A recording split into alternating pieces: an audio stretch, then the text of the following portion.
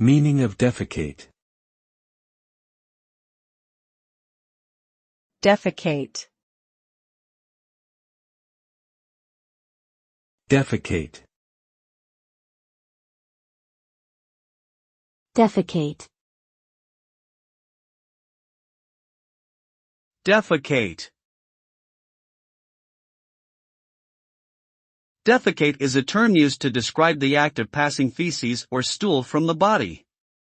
This is a natural process that occurs in humans and animals as part of the digestive system. When we eat food, our bodies extract the nutrients we need and the waste materials are eliminated through the rectum and anus as feces. The result of defecation is the expulsion of solid or semi-solid waste matter from the body, which helps to maintain proper bodily functions and prevent the buildup of toxins.